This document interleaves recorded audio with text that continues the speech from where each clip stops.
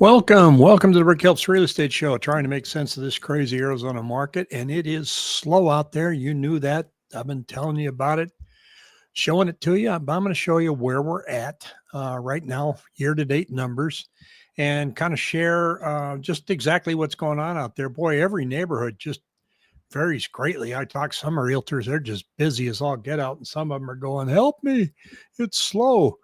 And I also want to, kick out the myth that say you realtors, you only make money when house prices are going up. Not the case.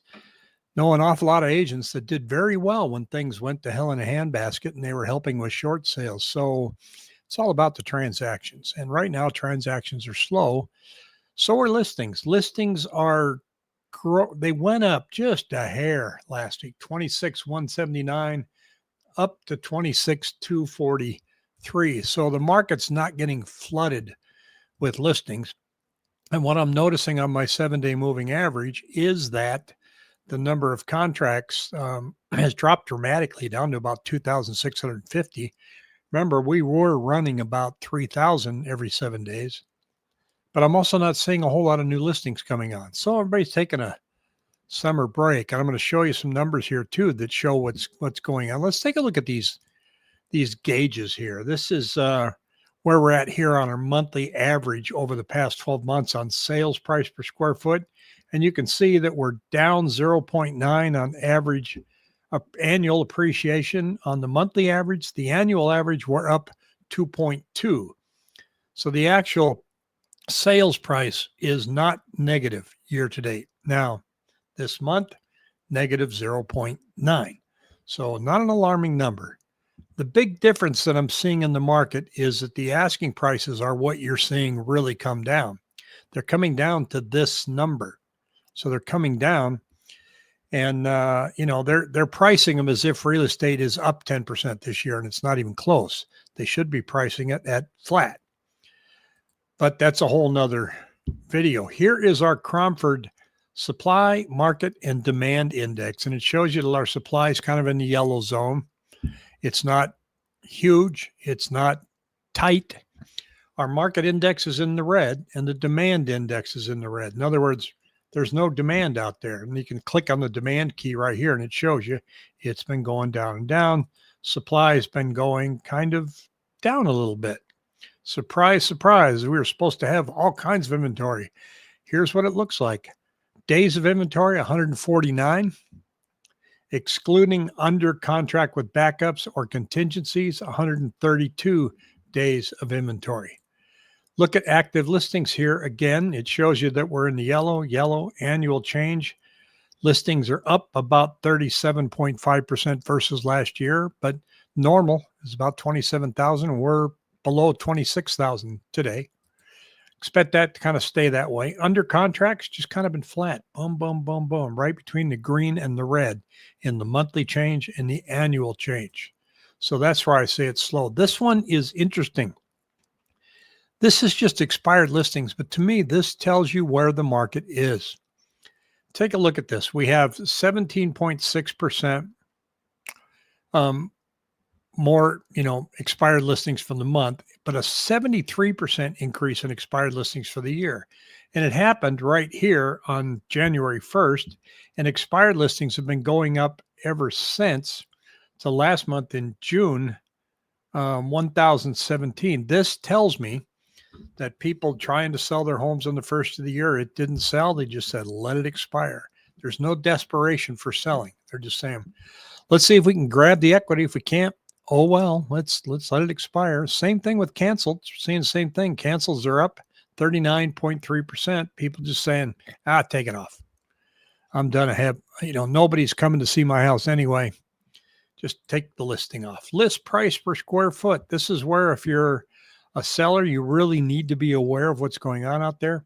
And for buyers, you need to understand what's happening to active, pending, and closed. Their average sold list price percent here, it says 97.3. It's not really that bad. We got up to 97.9. So you get down in the 80s, and then you're seeing that it's really tough to sell a home. So we're seeing the average list price per square foot start to go down. And I can show you that on another one. Closed listings. Annual change, sales per month down 3.2, annual change for the year, surprisingly up 1.7. Dollar volume really doesn't mean that much to me. I mean, if real estate prices are going up like crazy, this number changes. So what? If it's going down, that number changes. It's just, I don't track it. Days on market, though, I do like to look at. So of the houses that sold this month, on average, they were on the market for 77 days. The active listings that are out there right now have been on the market 92 days. So if you're listed now and you've been on the market 40 days, hang in there, because on average, they're hanging out there 92 days. This is the success rate, and it's kind of green. In other words, you listed your house. Did you get it sold? So those are the metrics that we're seeing in our market right now. And then there's interesting little commentary here by the Cromford folks, and I'm going to put it up here, and you won't really be able to read it, so I'm going to read a couple things to you. It says that according to the Federal Reserve Atlanta, they state that wage growth grew nationally at a rate of 4.3%, higher than the current 2.4% rate of inflation. But then it goes on to say, meanwhile, in Phoenix, the Business Journal reports a whopping 9.3% wage increase from 24 to 25. Combine that with the local Phoenix rate of inflation at 0.3, that means workers get to keep the majority of their wage increases. So that's really good for workers out there. It's saying that we're entering our 8th month of a buyer's market. So we haven't been in a buyer's market that long of a time for that long. And here's what we see here, what's happening for the asking prices. You know, the chart shows, wow, look at it, really came down. Well, we started out the year at $357 a square foot.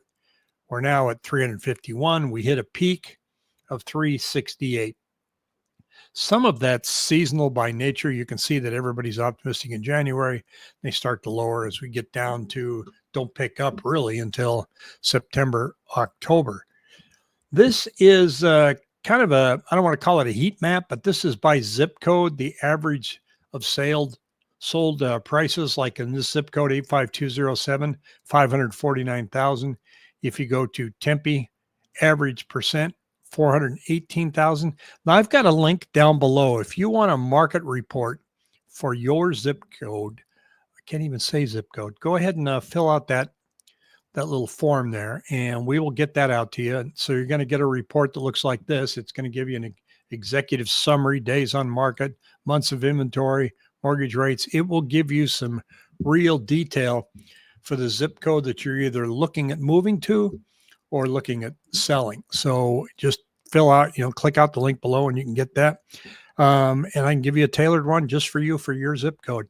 And I had a gentleman ask me yesterday, he goes, Rick, what the heck's going on in Payson? He goes, my wife and I are thinking about getting something up there as a second home, and we're checking Zillow because that's where everybody goes. And he goes, man, the prices are through the roof. I said, well, there's just not a lot available in Payson. When the pandemic hit and interest rates dropped, people bought a lot of second homes in Payson,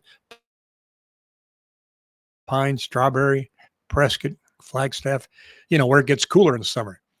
And I said, and there's not really any building going on up there. So there's some building going on in Flagstaff, but not too much. And their prices are through the roof. There's some restrictions in Prescott because of water. And we're having some water issues in the Payson, Pine, Strawberry areas where they're having problems with some wells. So you got to be aware of that if you're looking up there. That would be my first question. Is the well getting water?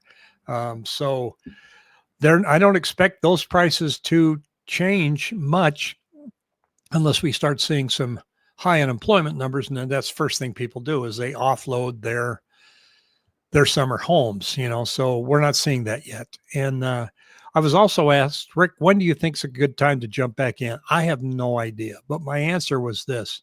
We're trying to guess and analyze the direction of the market. Right now, there's just everything's up in the air. And that's exactly what Chairman Powell is saying is, hey, look, there's just too many variables out there. The tariffs, the legislation, now the war.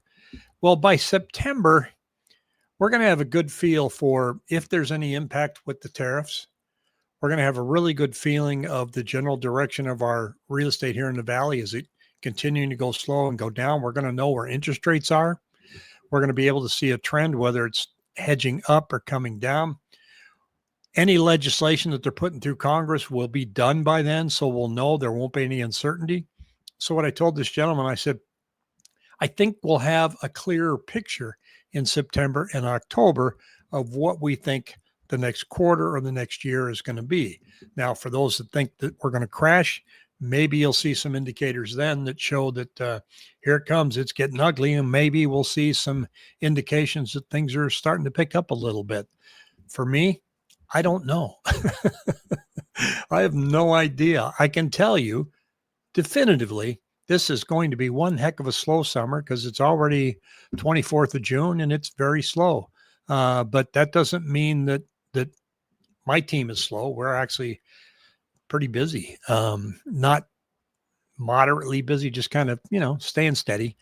And so if you have any questions, shoot me an email at rick@rickhelps.com. And if you need any help buying or selling, reach out to me. I do have a new website. It's still rickhelps.com. So if you want to go to rickhelps.com, check it out. And other than that, I'll see you at the next recording. Take care.